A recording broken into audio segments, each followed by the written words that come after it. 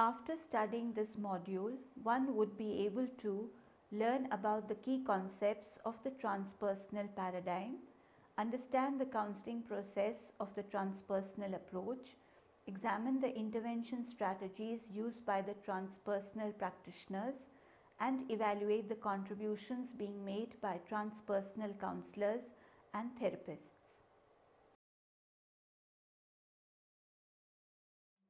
The term transpersonal means beyond the personal, ego or self. Transpersonalism is a developing and controversial field that includes a group of approaches made possible only in the late 20th century as ancient Eastern religious traditions became exposed to and eventually blended with modern psychotherapies in a historically unprecedented way. Transpersonal theory stands at the interface of mental health practice and spirituality and is one of the few approaches to integrate psychological concepts, theories and methods with the subject matter and practices of the spiritual disciplines. Transpersonal approaches have been called the first of modern sciences to take a rethink of both spirituality and the practice of counseling. Generally known in the literature as transpersonal psychology, transpersonal theory as it applies to mental health practice is concerned not only with the diagnosis and treatment of psychological problems associated with normal human development, but also with difficulties associated with developmental stages beyond that of the adult ego. The practice of transpersonal theory can include discussions and interventions pertaining to spiritual experiences, mystical states of consciousness, mindfulness and meditative practices, shamanic states, rituals, the overlap of spiritual experiences with disturbed mental states such as psychosis, depression and other psychopathologies, and the transpersonal dimensions of interpersonal relationships, service, and encounter with the natural world. Key concepts of transpersonal counseling. Approaches to transpersonal psychology. One of the earliest formal definitions of the new discipline was published in the first issue of the Journal of Transpersonal Psychology. Transpersonal psychology is the title given to an emerging force in the psychology fields by a group of psychologists and professional men and women from other fields who are interested in those ultimate human capacities and potentialities that have no systematic place in positivistic or behavioristic theory, classical psychoanalytic theory, or humanistic psychology. Many other transpersonal psychologists have sought to integrate insights and concepts from Asian sources. Asian psychologists generally focus more on spiritual levels of experience and much less on the pathological. They include maps of states of consciousness, discussions of developmental levels, and stages that extend beyond traditional psychological formulations. Walsh summarizes the literature on Eastern meditation and related practices as psychotherapeutic. Another approach emphasizes transpersonal psychology's inclusion of experiences ignored in other fields of psychology. Transpersonal experiences may be defined as experiences in which the sense of identity or self extends beyond the individual or personal to encompass wider aspects of humankind, life, psyche, and cosmos. Transpersonal psychology is the psychological study of transpersonal experiences and their correlates, which include daily lives, creativity, or spirituality inspired by such experiences. The Perennial Model. The Perennial Model includes the following four basic premises. First, a transcendent reality or unity binds together all phenomenon. Second, the ego or individual self is but a reflection of a greater transpersonal self or oneness. We come from and are grounded in that self. However, we've become estranged from our origins, and we need to return to them in order to become fully healthy and whole human beings. Third, the fact that individuals can directly experience this reality or greater self is at the core of the spiritual dimensions of life. And last, this experience involves a qualitative shift in experiencing oneself and the larger world. It is a powerful, self validating experience. Another transpersonal theorist, Ralph Metzener, has collected descriptions of transpersonal growth or the transformation of human consciousness. These portrayals include such key metaphors as the transforming of a caterpillar into a butterfly, awakening from a dream to reality, moving from capacity to liberation, going from darkness to light, being purified by inner fire, going from fragmentation to wholeness, journey to a place of vision and power, returning to the source, and dying and being reborn. A new paradigm. It was Thomas Kuhn who called it a new paradigm. Tart has given a detailed analysis of the ways in which the paradigm of transpersonal psychology differs from that of traditional psychology. These include the following. Old. Physics is the ultimate science. The study of the real world, dreams, emotions, and human experience in general are all derivatives. New. Psychological reality is just as real as physical reality, and modern theoretical physics indicates that the two are not so far apart. Old, the individual exists relative isolation from the surrounding environment. We are each essentially independent creatures, and so we can seek to control the world as if we are not a part of it. New, all forms of life share a deep level of psychological and spiritual connections. Each individual is a cosmic creature, deeply embedded in the cosmos. Old, our ordinary state of consciousness is the best, most rational, most adaptive way the mind can be organized. All other states are inferior or pathological.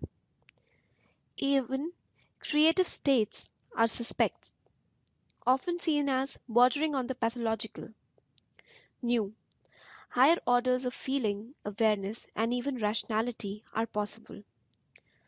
What we call walking consciousness is really more like walking sleep, in which we use but a small fraction of our awareness or capacities.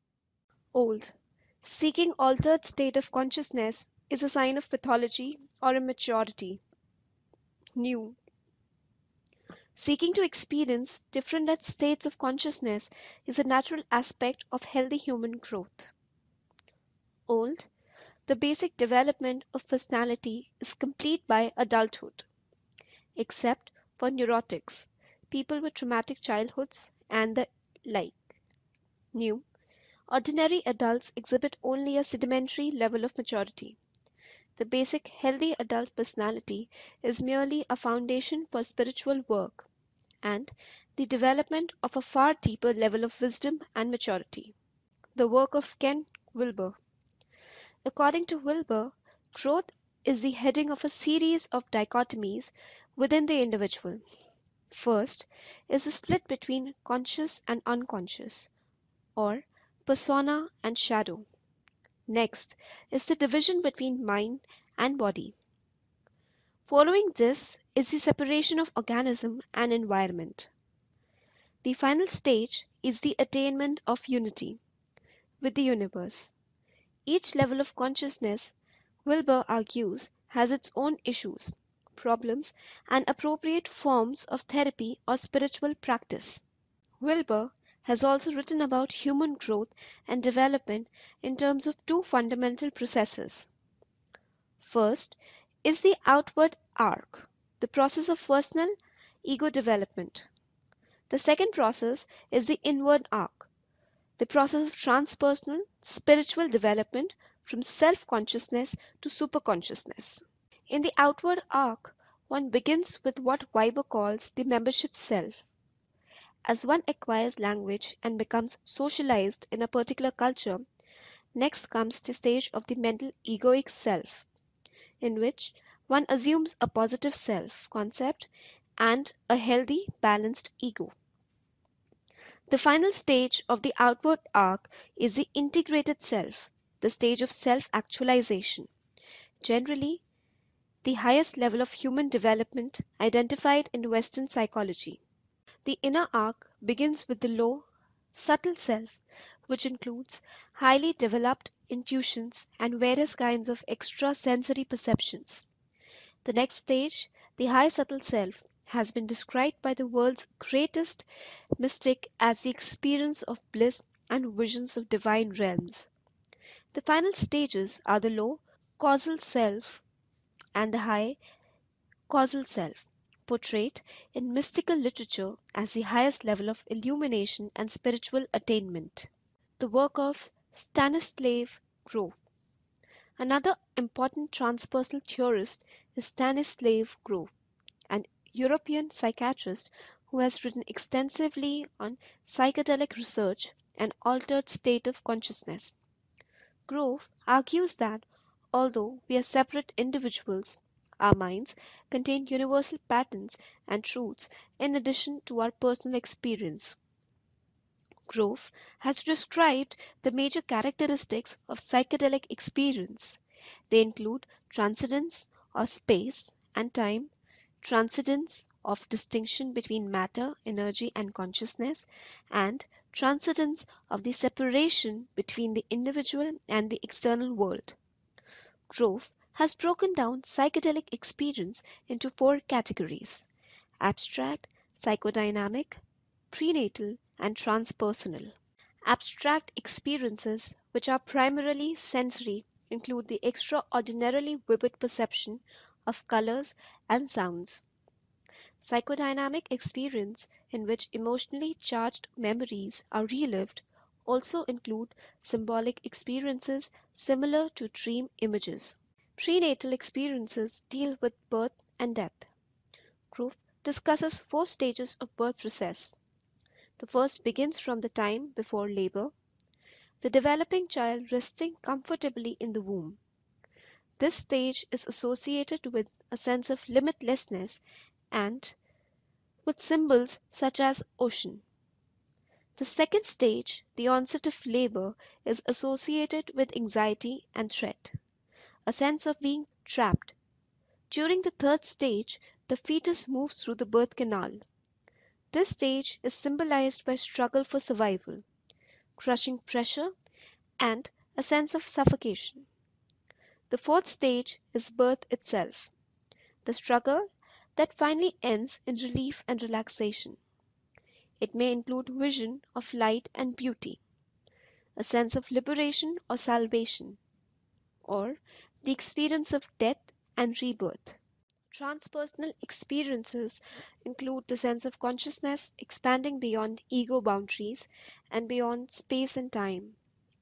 Among another experiences are extrasensory perception, visions of archetypal images, ancestral memories, memories of prior incarnations, or the sense of merging completely with others. The work of Michael Washburn. Washburn identifies three major stages in human development: pre-egoic, from infancy to early childhood. The ego is weak and undeveloped and dominated by the dynamic ground. Egoic, in late childhood through middle adulthood. The ego makes psychological growth possible by dissociating from the dynamic ground through repression. Trans-egoic. In later adulthood, a developed and mature ego becomes integrated with the dynamic ground. Psychosynthesis. The fact that we have spoken of the ordinary self and the profounder self must not be taken to mean that there are two separate and independent I's. two beings in us. The self, in reality, is one.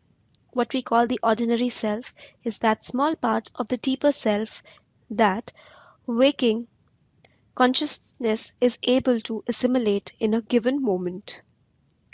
It is a reflection of what can become even more clear and vivid, and it can perhaps someday succeed in uniting itself with its sources.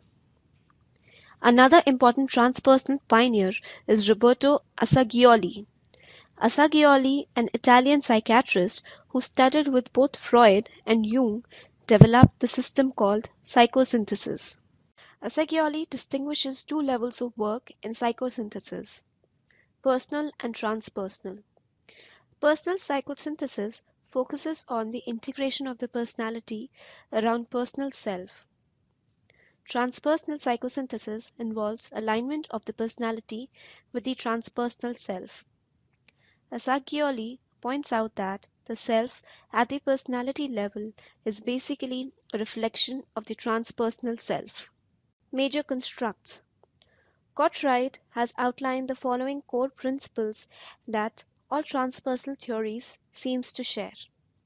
Transpersonal psychotherapy and counseling views the nature of humans as spiritual beings.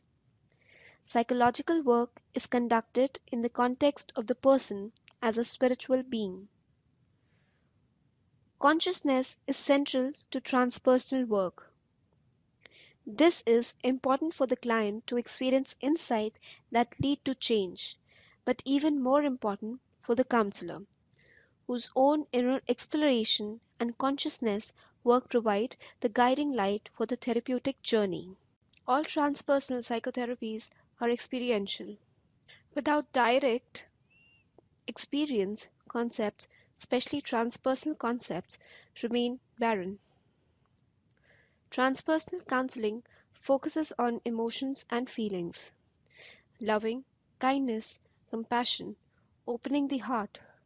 Whatever term is used, feelings are valuable in transpersonal therapy and essential for transformation and change to occur. The following assumptions characterize transpersonal counseling. The universe has a purpose. People are more than their physical being. People are part of and interdependent with the rest of the world. All beings are interrelated. People have a function or purpose. People are here to understand and fulfill their place in the universe, not to make the universe fit them. People have the potential for higher levels of awareness, but generally have not realized this potential. To grow, people must question and modify. Both rational and experiential knowledge are important. Intuition is a powerful cognitive faculty and can be developed. Spiritual growth is an essential need for everyone. The counseling process. Counseling goals. Transpersonal counseling promotes people's spiritual development. The goal is to achieve a state of consciousness which can be and is being experienced and lived at certain moments of heightened awareness when a person is lifted out of the limitations of ordinary existence. In such a state, one experiences a sense of enlargement, limitlessness expansion, and a sense of being pervaded by an intense joy and bliss. It is indeed a sublime experience which words cannot express. Goals include increased feelings of self-worth, self-acceptance, spirituality and hope, appreciation of life and caring for others, a decrease in materialism, greater inner directedness and a sense of meaning and freedom. People are helped to lose their self-centeredness and develop global awareness, a knowledge of one's place in the universe. In order to develop the ability to live in harmony with oneself and nature.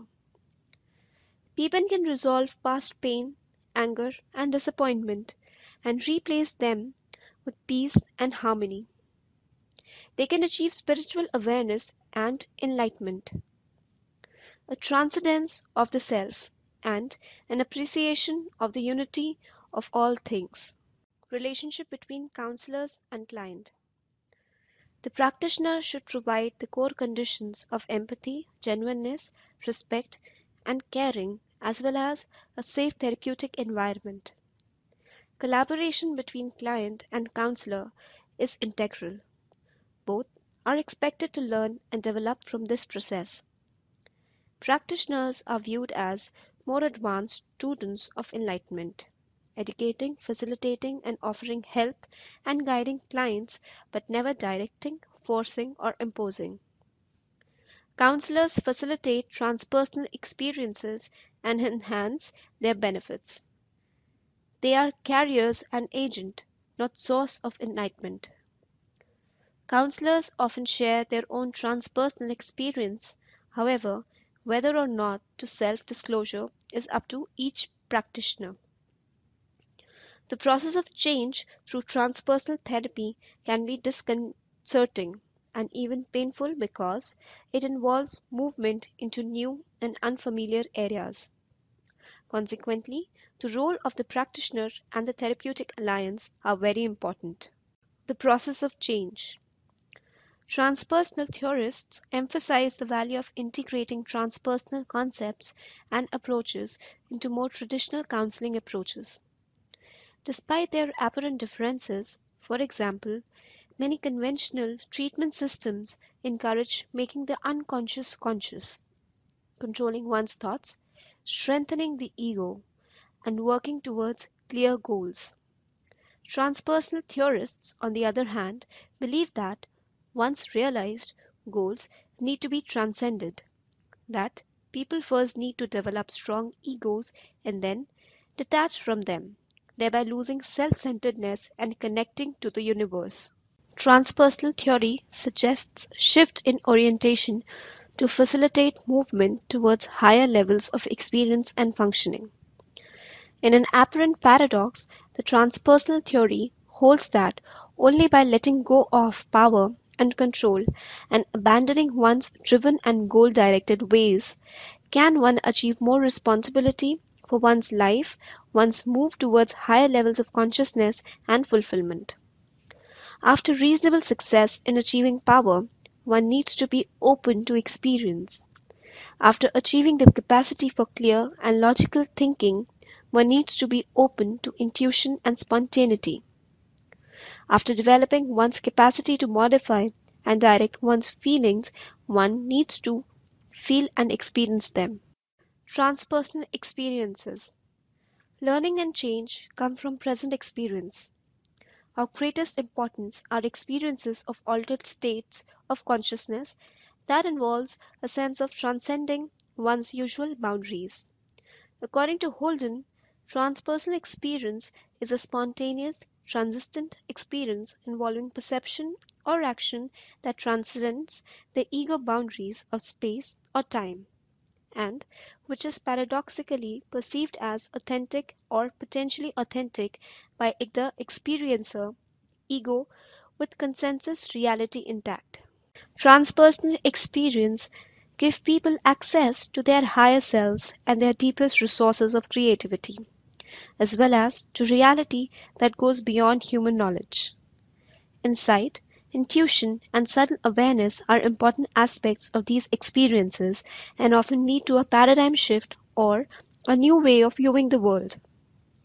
Mystical experiences, for example, are typically characterized by such emotions as joy, love, and peace, a sense of unity and spirituality, and positive changes in attitude and self image. Such peak experiences, however, are not an end in themselves. Rather, altered states are of little use unless they lead to altered traits.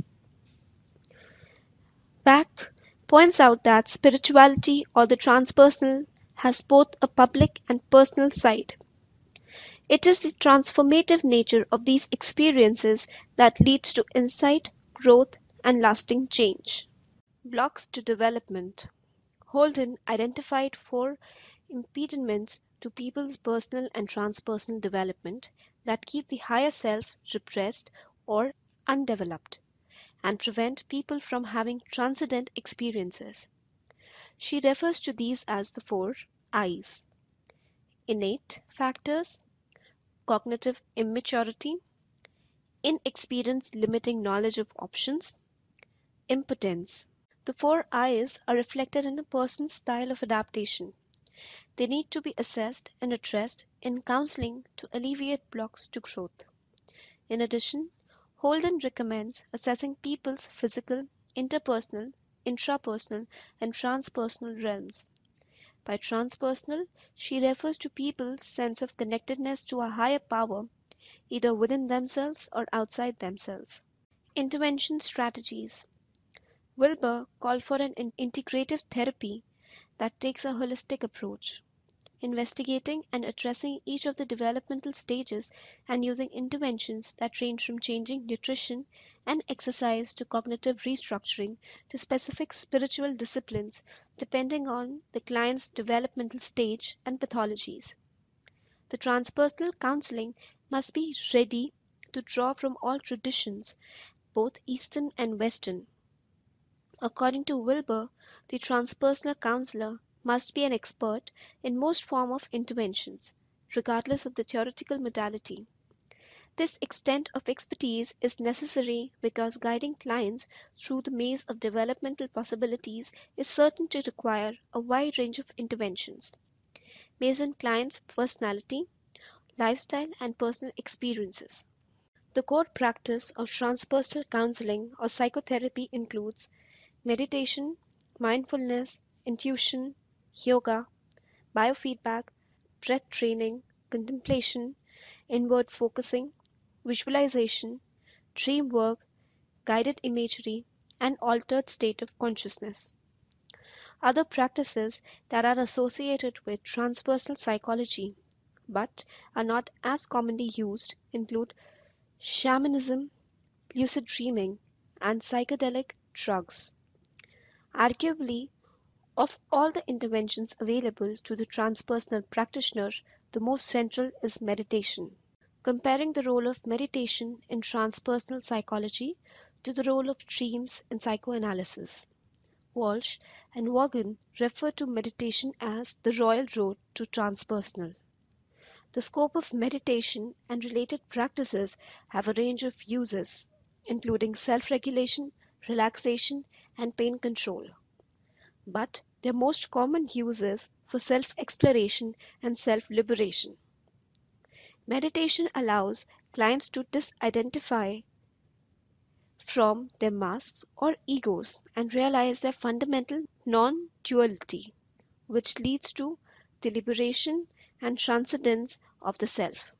Another key aspect of transpersonal counseling or psychotherapy, of which meditation is a part, is the exploration of human experience known as altered states of consciousness.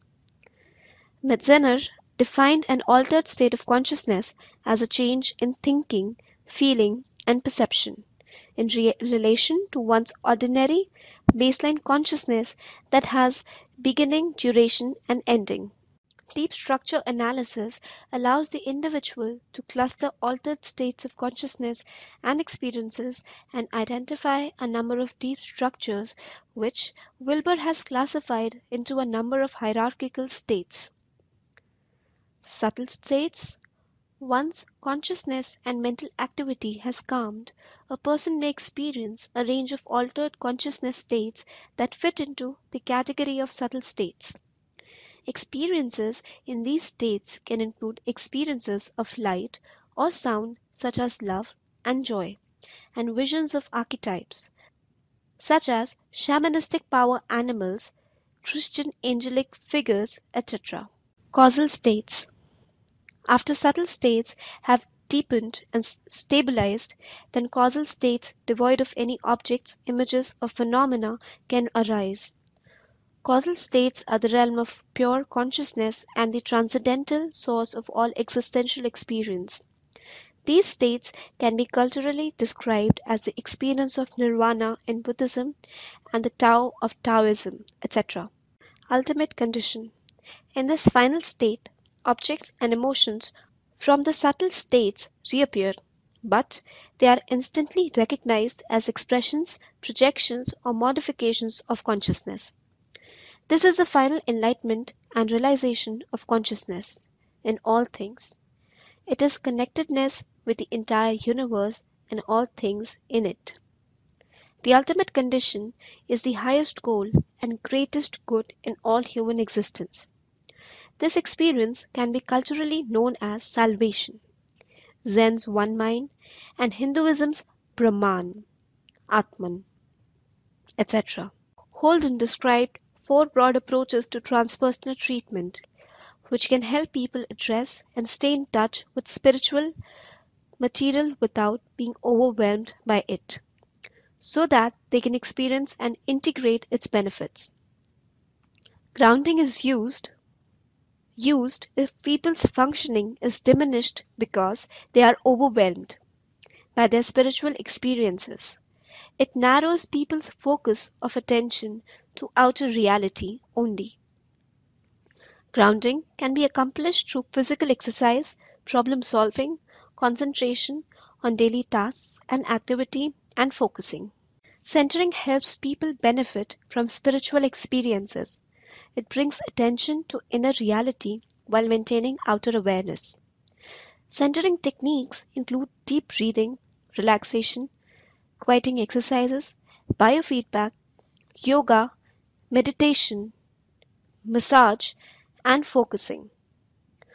Opening reduces concentration on both outer and inner reality to help people attend to spontaneous and emerging inner experiences.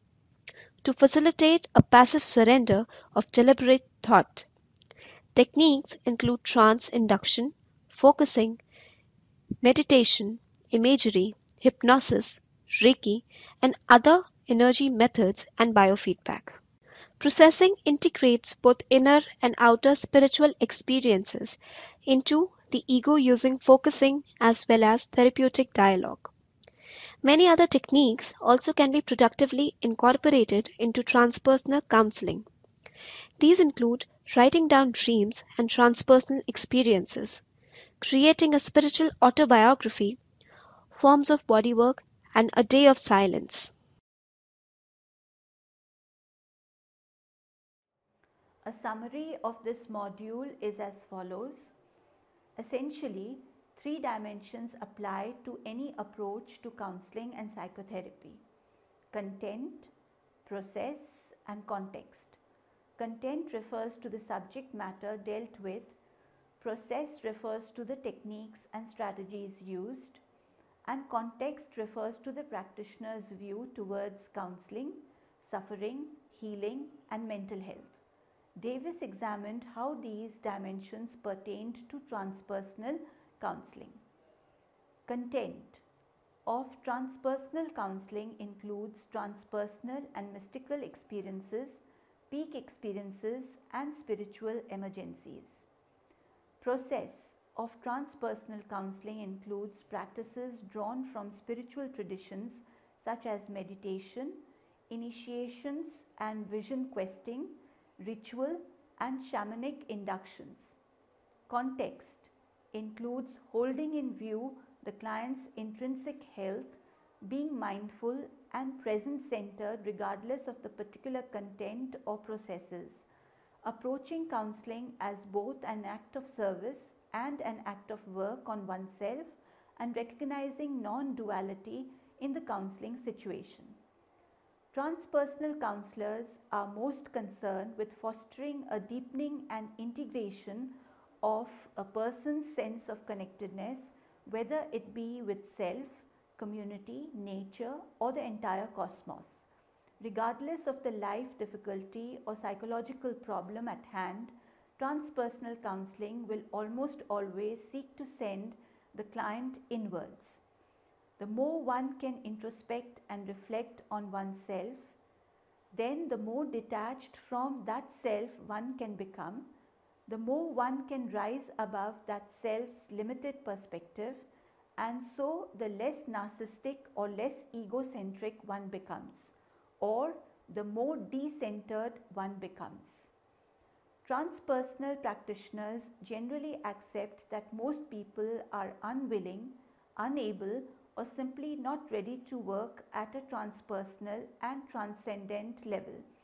Thus, one of the primary goals of transpersonal counseling is to bring the client to a point where she or he can begin to work on transpersonal issues. It is simply not enough in the transpersonal counselor's mind to bring a client to an acceptable or healthy level of mental health. If given the chance, the transpersonal counselor will always seek to go beyond this mark into the realm of transcendence, unity, and extraordinary mental health.